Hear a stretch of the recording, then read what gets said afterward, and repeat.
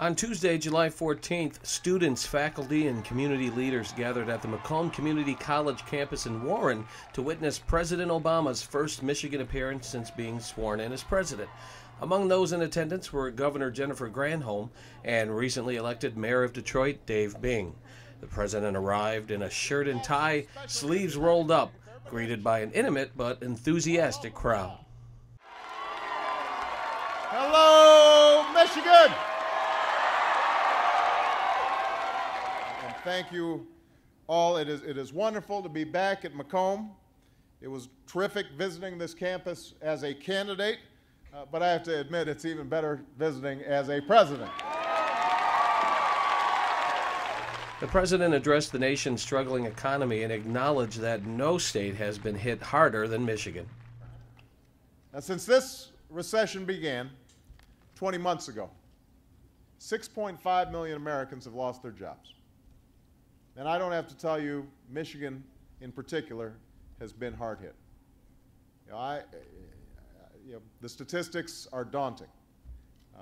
The whole country now, the unemployment rate is approaching 10%. Here in Michigan, it's about 5 points higher. And new jobs reports are going to be coming out, and we're going to see continuing job loss even as the economy is beginning to stabilize. He addressed his decision to assist the automobile industry and discussed his motivation for doing so. Many questioned our efforts to help save GM and Chrysler from collapse earlier this year.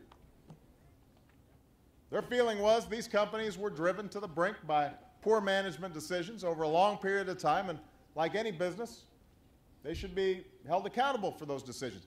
I agreed that they should be held accountable, but I also recognize the historic significance and economic prominence of these companies in communities all across Michigan and all across the country. I thought about the hundreds of thousands of Americans whose livelihoods are still connected to the American auto industry and the impact on an already struggling economy, especially right here in Michigan.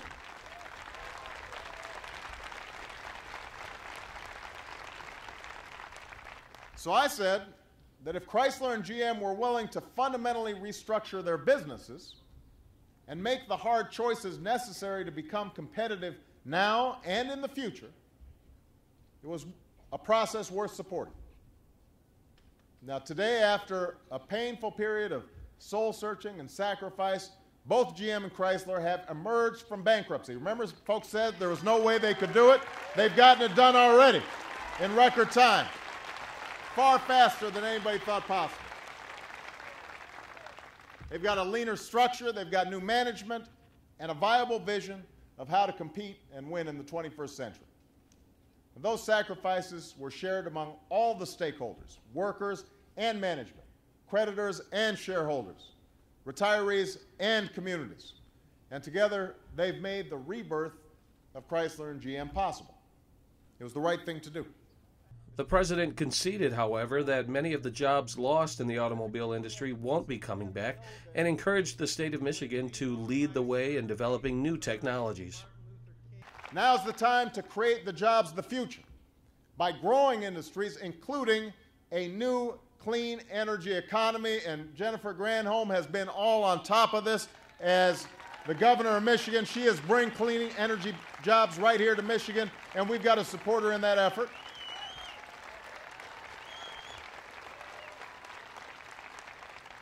I want Michigan to build windmills and wind turbines and solar panels and biofuel plants and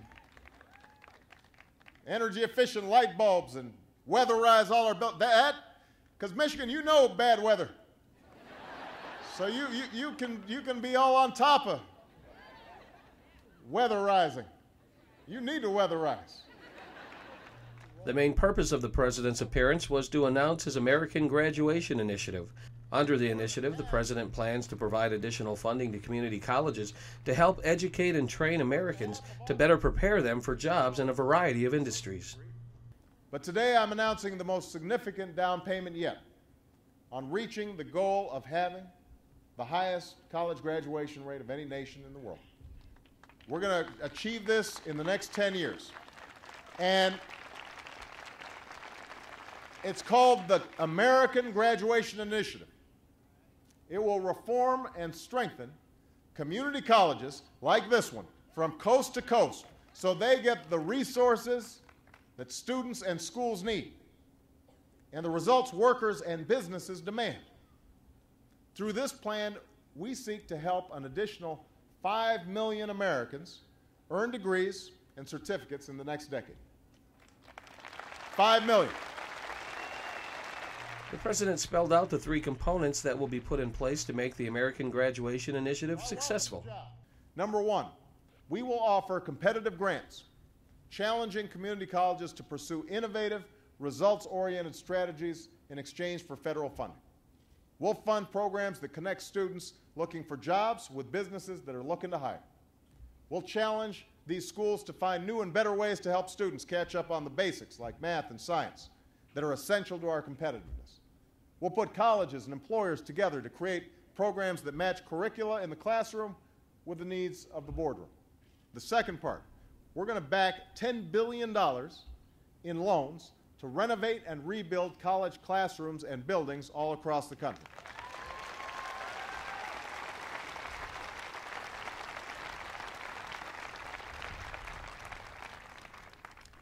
All too often, community colleges are treated like the stepchild of the higher education system. They're an afterthought, if they're thought of at all.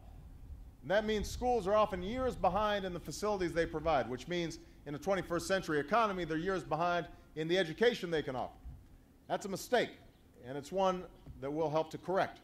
Through this fund, schools will have the chance to borrow at a more affordable rate to modernize facilities, and they'll be building on the funds in the recovery plan that are already helping to renovate schools, including community colleges all across the country.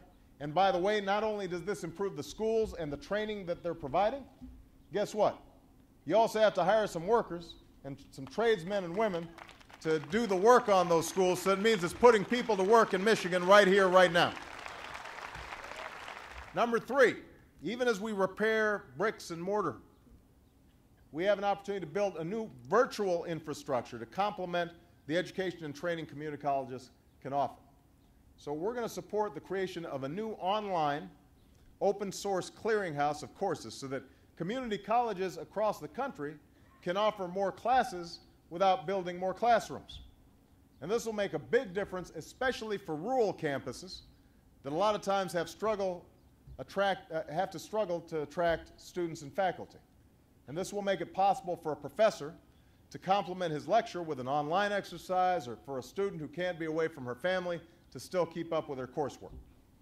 We don't know where this kind of experiment will lead, but that's exactly why we ought to try it, because I think there's a possibility that online education can provide, especially for people who are already in the workforce and want to retrain, the chance to upgrade their skills without having to quit their job.